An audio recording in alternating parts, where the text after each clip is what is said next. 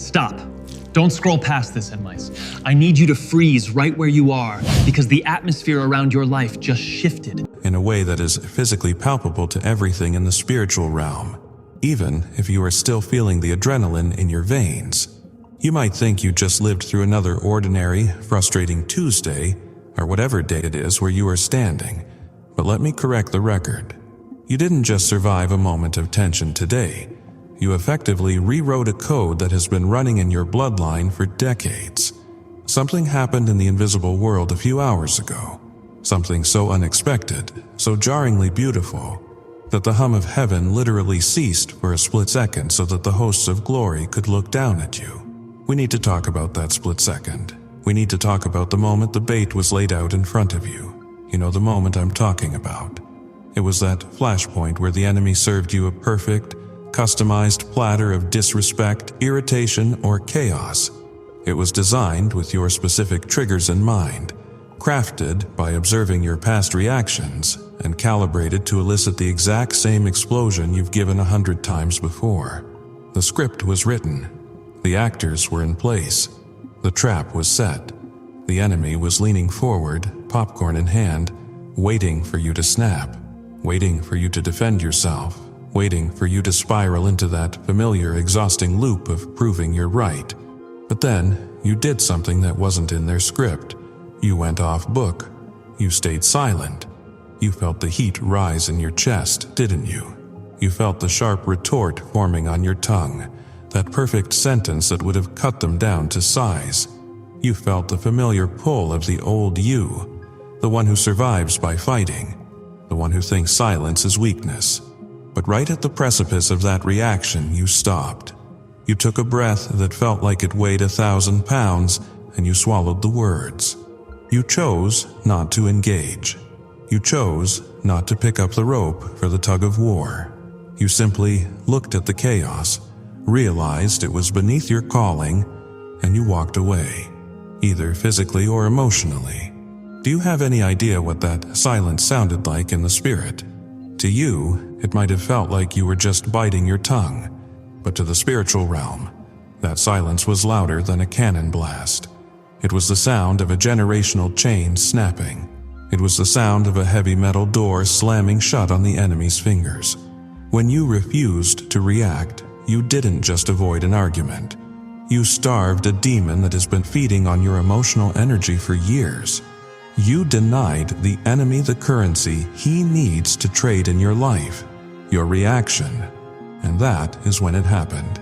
That is when the architect of the cosmos, the one who spun the Milky Way into existence with a casual thought, stopped what he was doing. He leaned back on the throne of grace, looked at the recording of your life, and he started to laugh. Now, I need you to understand the quality of this laughter. This wasn't a polite chuckle. This wasn't mocking you. This was the deep, resonant, chest-shaking laughter of a father who just watched his child do something absolutely brilliant. It was the laughter of pure, unadulterated delight. It was the sound of God looking at the angels and saying, "Did you see that? Did you see what they just did? They didn't take the bait." For years, heaven has been waiting for you to reach this specific threshold of maturity. For years, God has been whispering to your spirit that you are a king, a queen, a warrior, a priest, someone who operates above the noise of this world. But until today, you were still susceptible to the noise. You were still easily pulled into the mud. But today marked a graduation.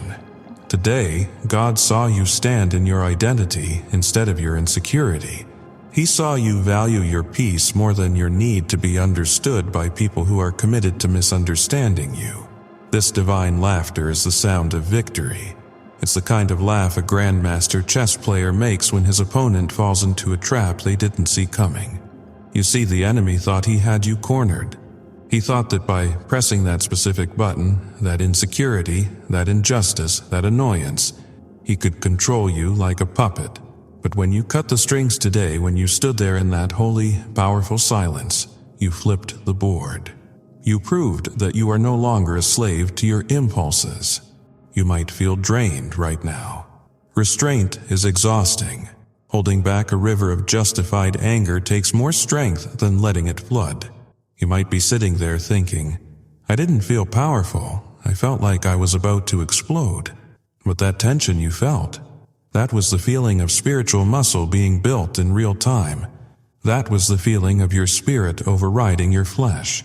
And because you endured that tension without breaking, heaven is celebrating you right now. You didn't just pass a test, you leveled up. You moved from the survival bracket to the dominion bracket. God is laughing because He knows what this means for your future, even if you don't see it yet.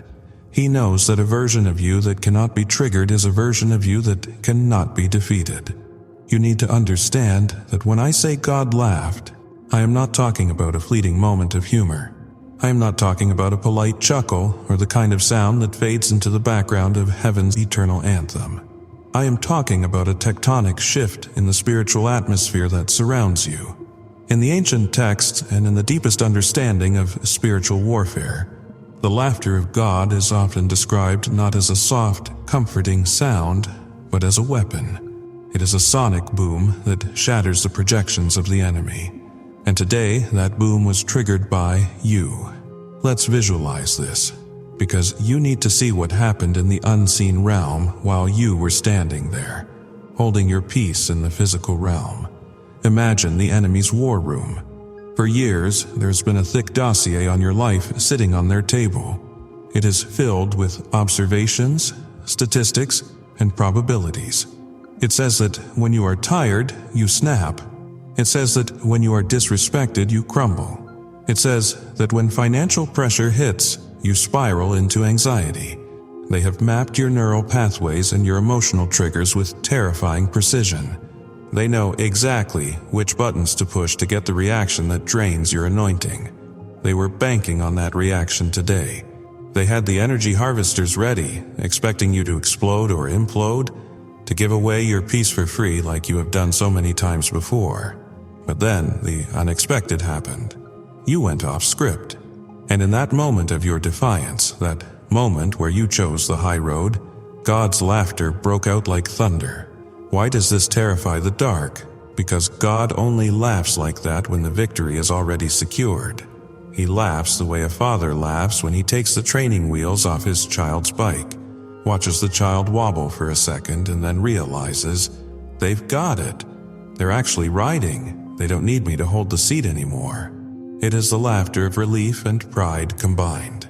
It signals to every demon assigned to your case that their old tactics are now obsolete.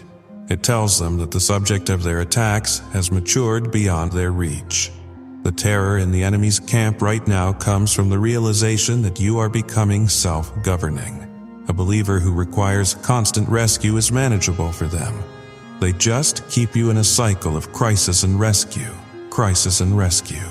But a believer who possesses self-control, a believer who can stand in the middle of a storm and not let the water get inside the boat, that is a threat, that is a warrior, and that is what God saw emerging in you today.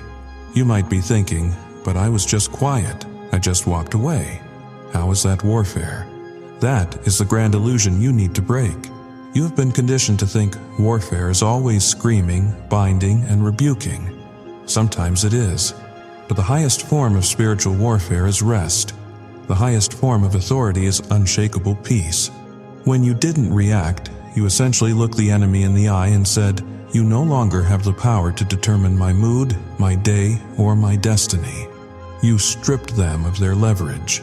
God's laughter was the stamp of approval on your promotion.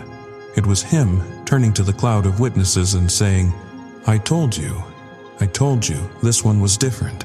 I told you that if we put them through the fire they wouldn't burn, they would just get refined. And listen to me closely. This shift isn't just about you feeling better. It changes the engagement rules of your life. When God enjoys your growth, He increases your territory. You've been asking for new opportunities, for that breakthrough in your career, for that restoration in your relationships. But God, in His infinite wisdom, couldn't give those things to the version of you that was easily baited. If He gave you a kingdom while you were still reacting like a pauper, the enemy would have used that kingdom to destroy you. You had to grow into the person who could handle the weight of the blessing, Today, you proved you can handle the weight. That is why the atmosphere feels different. That is why, despite the stress of the day, there is a strange underlying current of joy or stability in your spirit that doesn't make sense logically. It's the residue of that divine laughter. It's the echo of heaven cheering. You have crossed a threshold from believing you are a conqueror to behaving like one. The enemy hates it because he knows that once you realize you have this power, the power to choose your response, he can never truly victimize you again. He can annoy you, he can attack you, but he can no longer control you. God is laughing because he sees the end of the story, and he knows that today was the pivot point. The plot twist wasn't the attack. The plot twist was your maturity. And now that you have shown heaven what you are capable of, the angels are scrambling to adjust the timeline. Blessings that were held back in escrow until you were ready are being released. Not because you were perfect, but because you were poised. You stood your ground. And in the silence of your restraint, God's laughter roared the loudest victory cry your bloodline has ever heard. I want you to visualize a scene that is happening behind the veil of reality right now. Picture the enemy's headquarters not as a chaotic pit, but as a high-tech control room or a grand war tent, filled with maps, charts, and surveillance footage of your life. For years, perhaps since you were a child, they have been building a predictive model of your behavior. It's an algorithm based on your trauma, your wounds, and your history. It's a simple if-then code that has governed your life for decades. If we apply financial pressure, then they will stop praying. If we send a text from that toxic ex, then they will spiral into depression for 3 days. If we have their boss criticize them, then they will vent to everyone they know and kill their own witness. This system has worked for them with terrifying efficiency. They have relied on the fact that you were predictable. They knew your buttons because they helped install them. They knew exactly how much pressure to apply to get you to crack because they've measured your breaking point 1,000 times. They treated you like a machine they could operate. A puppet they could dance simply by pulling the right strings of fear, rejection, and insecurity. But today, the system crashed. When the attack came, that moment of disrespect, that sudden crisis, that wave of anxiety, the enemy sat back and waited for the then. They waited for the explosion. They waited for the TARS. They waited for the phone call where you gossip and complain. They waited for you to give up. But the then never came. Instead of the reaction they programmed you for, they got a glitch. They got a fatal error in their matrix. You stood still. You breathed. You prayed. You kept your joy. You refused to partner with the chaos. And in that control room, alarms are going off right now. They are scrambling, hitting the dashboard, checking the wiring, trying to figure out why the old triggers aren't firing the gun anymore. They are looking at the surveillance of your spirit and asking, wait, why aren't they falling apart? We sent the specific distraction that worked last month. We sent the specific fear that worked last year. Why is it bouncing off them like armor? You need to realize how dangerous you have just become. In any form of warfare, whether it is physical or spiritual, the most dangerous opponent is the one you cannot read. Predictability is a liability. As long as the enemy knows your patterns, he can set traps ahead of your path. But when you break the pattern, you become invisible to his radar. You become a spiritual anomaly. By changing your reaction, you have rendered the enemy's maps of your psychology completely useless. They are trying to navigate a version of you that no longer exists. They are using an outdated map of old you city, looking for the landmarks of insecurity and bitterness. But you have torn those buildings down. You have renovated your soul. Where there used to be a monument to self-pity, there is now a fortress of gratitude. Where there used to be a sinkhole of anxiety, there is now a solid foundation of faith. The enemy is running down streets that lead to dead ends because you have rezoned your internal world. This is the glitch. It is the moment the devil realizes that the psychological profile he has on you is trash. It's the moment he realizes he is fighting a ghost. He is swinging at the version of you that died in the last season. while the new you is standing 5 feet away, watching him exhaust himself. Think about the power of that. You have encrypted your spirit. The Bible says your life is hidden with Christ in God. The word hidden is tactical. It means concealed. It means the enemy can see your body, they can see your circumstances, but they cannot locate your spirit because it is tucked away in a place where their frequency cannot reach. When you didn't react today, you went into stealth mode. You moved in the spirit while standing still in the natural. And this confusion you have caused in the dark realm, it is buying you time, it is buying you peace, while the enemy is regrouping, trying to write a new strategy to figure out this upgraded version of you. You are gaining ground. You are moving forward without the resistance you are used to, because the resistance is looking for you in the wrong place. They are looking for you in the valley of despair, but you are already hiking up the mountain of praise. They are looking for you in the pit of offense, but you are walking in the garden of forgiveness. This is why you might feel a strange sense of dissonance right now. Your circumstances might still look messy, but your internal world feels surprisingly ordered. That is the sound of the enemy losing his grip. He is pressing buttons that are no longer connected to anything. He is pulling levers that have been disconnected from the gears. You have disrupted the flow of hell's agenda for your life simply by refusing to participate in it. You broke the contract. Every time you used to react, you were signing a contract that said, "Yes, I agree to participate in this drama. I agree to lower my vibration to match this attack." Today, you left the contract unsigned, you left the pen on the table and walked out of the room. And there is nothing that frustrates a manipulator more than a victim who simply walks away without a word. So, if things feel quiet, or if the attacks feel frantic and uncoordinated, know this: it's because you are winning. You have introduced a variable they didn't account for. The Holy Spirit fully taking over your emotional control center. You are no longer running on the operating system of the flesh. You have been upgraded to the operating system of the kingdom. And in that system, fear is not a command. It is just a suggestion that you have learned to swipe left on. You are a glitch in their matrix, a wrench in their gears, and a terror to their plans. Keep them guessing. Keep them confused. Stay in this pocket of peace and watch as their plans against you crumble simply because they can no longer find the target. We need to address the strange sensation you might be feeling right now.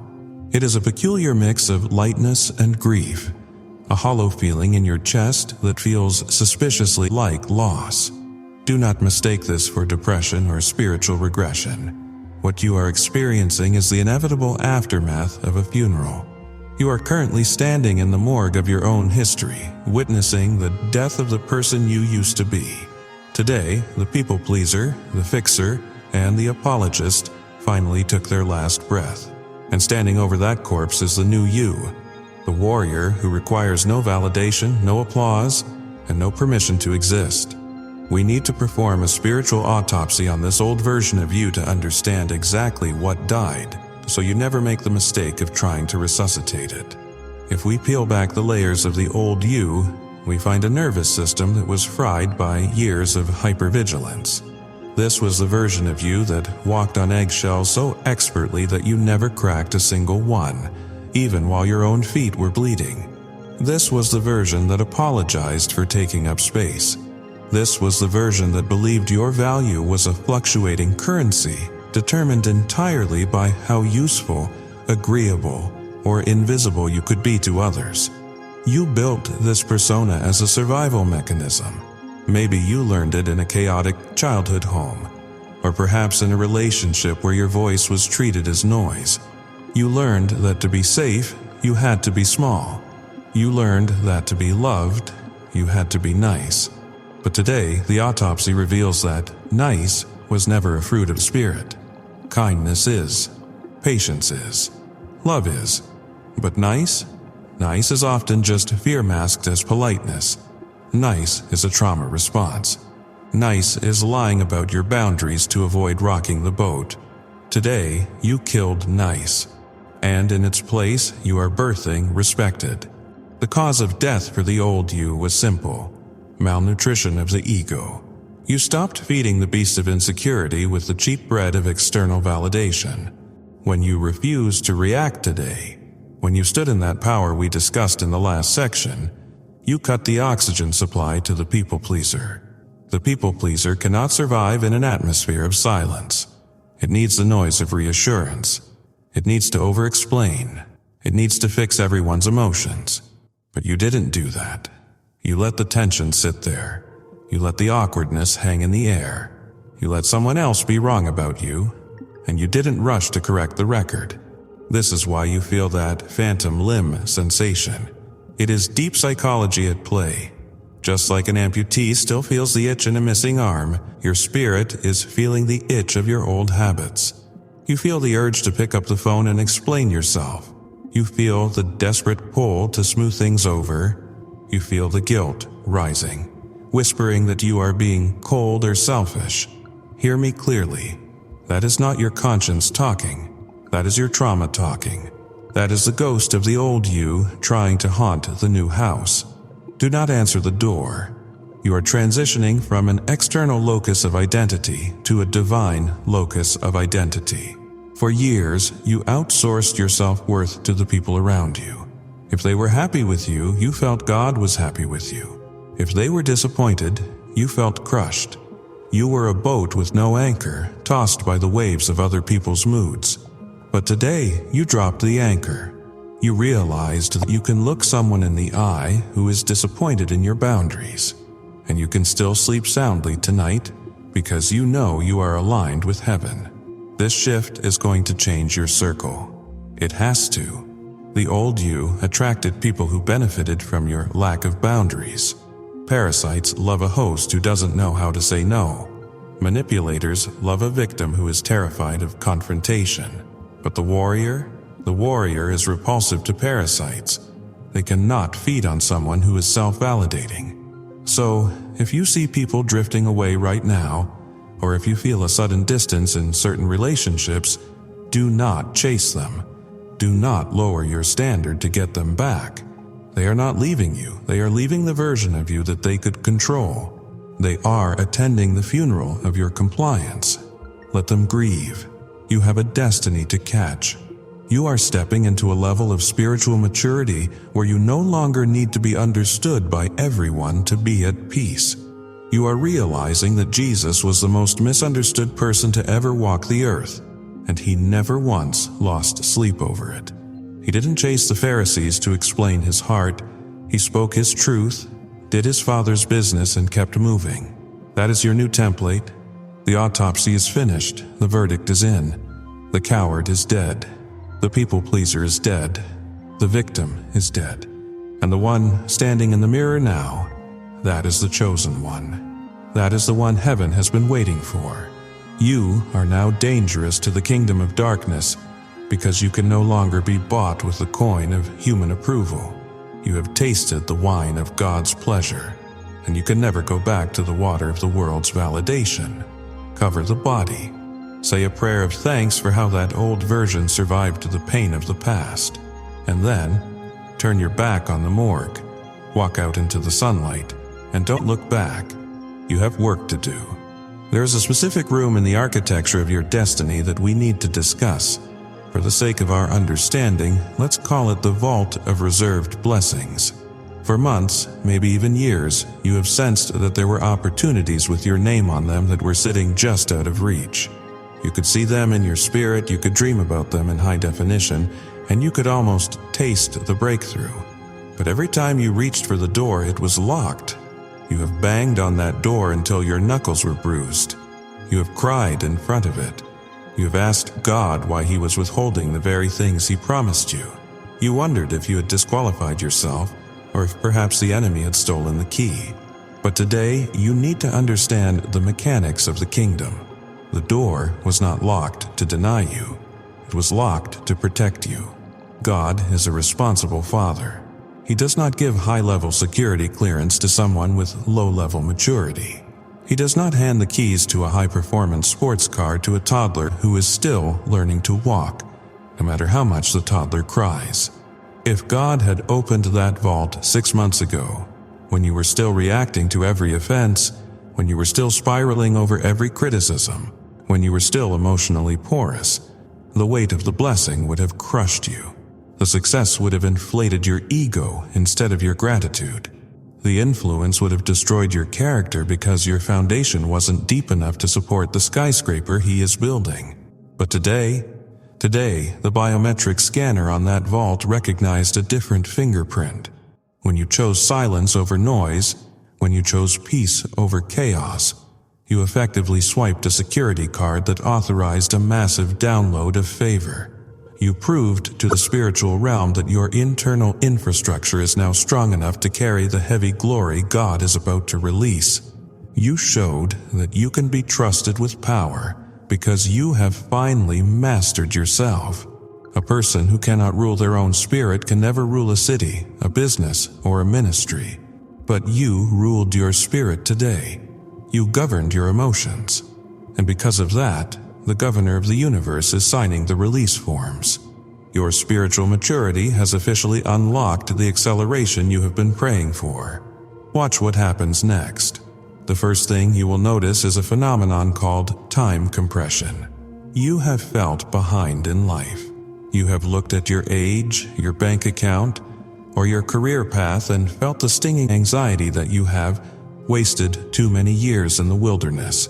You've worried that it's too late to become who you were supposed to be. But the vault contains the power of restoration. God is about to do a work in your life where He restores the years the locusts have eaten. He is going to accomplish in 6 months what would normally take 6 years. This is the Amos 9:13 effect, where the plowman overtakes the reaper, where the harvest comes so fast you are still wiping the dirt from planting the seeds off your hands. This acceleration is not magic, it is alignment. When you stop fighting unnecessary battles, you have the energy to fight the battles that actually matter. When you stop bleeding power into petty arguments, you conserve the spiritual momentum needed to break through glass ceilings. You're going to find yourself walking into rooms you didn't apply for. You are going to receive emails and phone calls from people who, by all logic, shouldn't even know you exist. This is not luck. This is the God-breathed momentum that hits a life when the resistance of the flesh is removed. And with this acceleration comes a new level of authority. You are going to speak differently from this day forward. In the past, you spoke from a place of hope. Now you will speak from a place of knowing. When you walk into a room, the atmosphere will shift, not because you are loud, but because you carry the weight of a person who has wrestled with their own shadow and won. The demons that used to torment you with anxiety will now recognize the scent of a conqueror on you. They will keep their distance. You have outgrown their jurisdiction. The enemy knows this too. That is why the warfare might try to flare up one last time, a desperate, flailing attempt to see if they can get the old you to answer the phone. But they are too late. The transaction has already cleared. The angels have already been dispatched. The delivery trucks of heaven are already backing up to your loading dock. So here's your final instruction for this new season. Do not shrink back. Imposter syndrome will try to whisper to you as the blessings pour in. It will say, "Who are you to have this? Who are you to lead these people? Who are you to hold this wealth?" You look that lie in the face and you say, "I am the one who stood still when I wanted to run. I am the one who trusted God when it made no sense. I am the chosen one who died to their old self so that Christ could live through me." You are ready. You are qualified by the blood and prepared by the fire. The season of waiting is over. The season of walking is here. The testing phase is complete. The trusting phase has begun. God is not just watching you anymore, He is deploying you. He is positioning you as a chess piece on the board of history to checkmate the darkness in your sphere of influence. Everything you went through, the lonely nights, the betrayal, the silence, the confusion, it was all just the training camp for this very moment. Receive it. Breathe it in. Let the reality of this shift settle into your bones. You are not the same person who started reading this story. You have crossed the line. The vault is open. The Father is laughing with joy. The kingdom is backing you. Now go. Walk in this new authority. Build what you were called to build. Love with the fearlessness of someone who cannot be hurt. And watch how the world makes way for a soul that is fully alive and fully aligned with the Most High. If your spirit leaped while reading this, if you felt that lock click open inside your chest, then you know this wasn't just a story. This was a confirmation. I invite you to subscribe and join this tribe of refined warriors. We are not just consuming content here, we are documenting a movement. We are the ones who refuse to settle. We are the ones God laughed over. God bless you, chosen one. Your new season has officially begun.